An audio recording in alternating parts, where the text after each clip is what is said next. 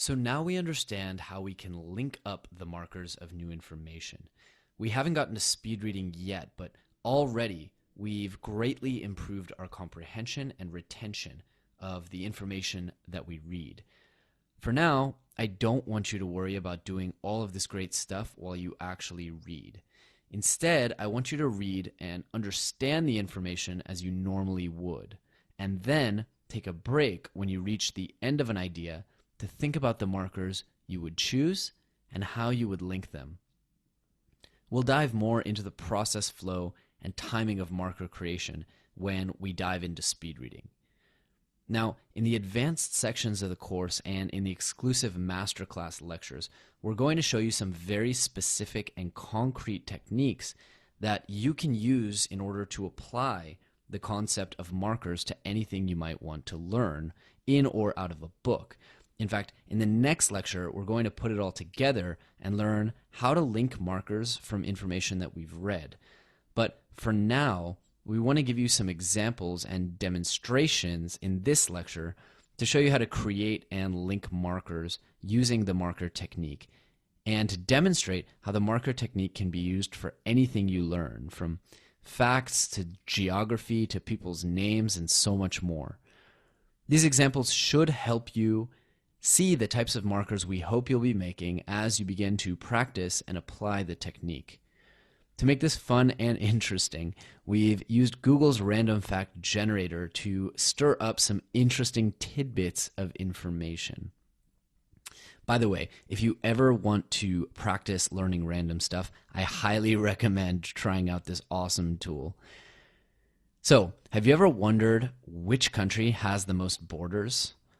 Well, neither have I. But now that I mention it, I bet you're curious.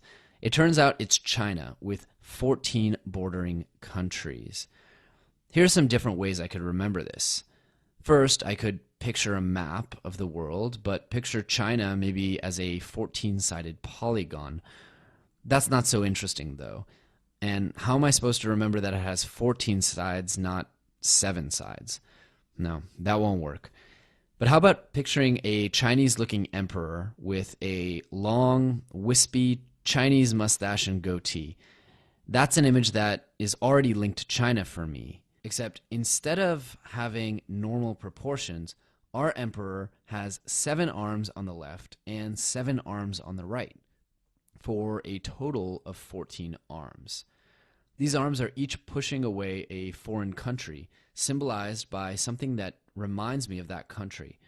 If I wanted to remember that the number is 7 per side, I could give the emperor a red outfit, which is a subtle detail to remind me that the number is lucky, because it connects to my existing knowledge of red being a lucky color in Chinese culture and 7 being my lucky number.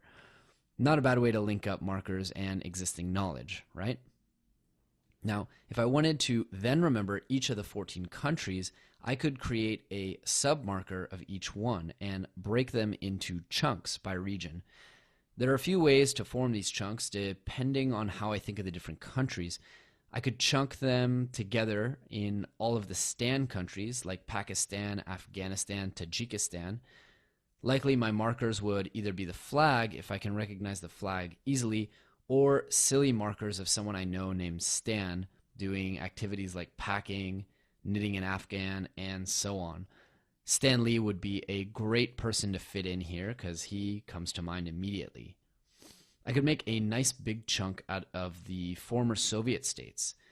I could chunk by places with a history of international military conflict, for example, Russia, Mongolia, Pakistan, India, and Vietnam.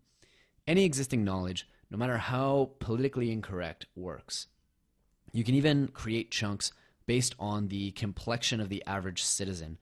These markers are only for you, so it's okay to have inappropriate, silly, or offensive thoughts. In fact, it's encouraged.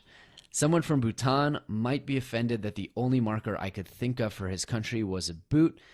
Someone from Vietnam might be offended that my marker for Vietnam is an assault rifle, but if I weren't standing here explaining it to you, they wouldn't really need to know about it.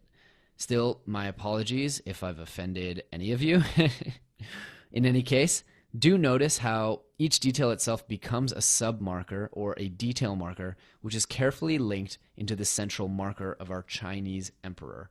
Everything from the coat he's wearing to what his arms are doing is a linked marker.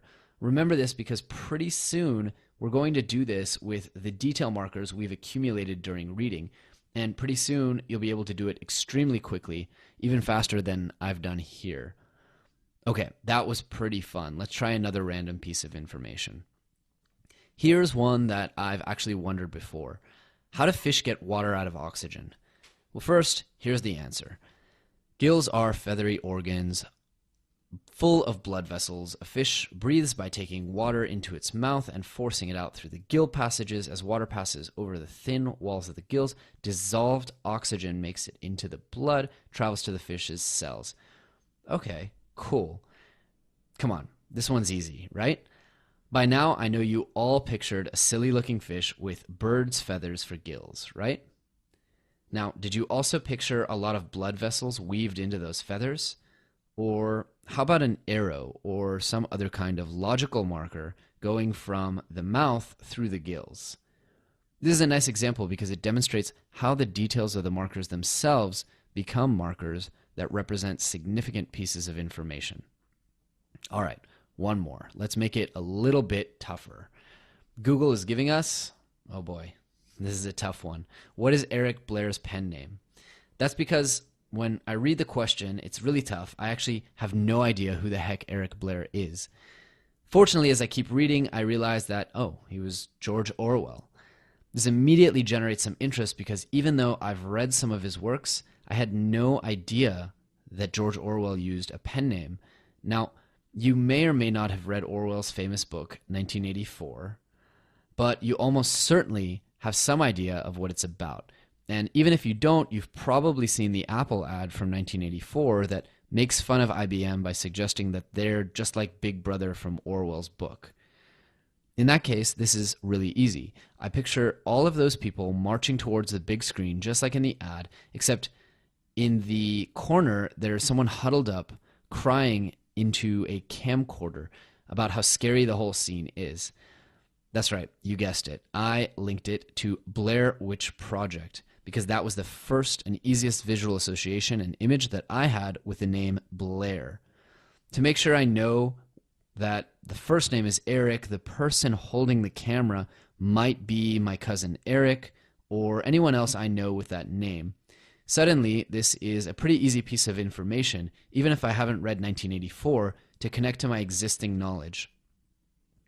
Now, did you see how I created an overall marker comprised of animated, action-packed submarkers, each representing a significant detail about the piece of information? Now that we've seen how all this works, let's try it out with a written test.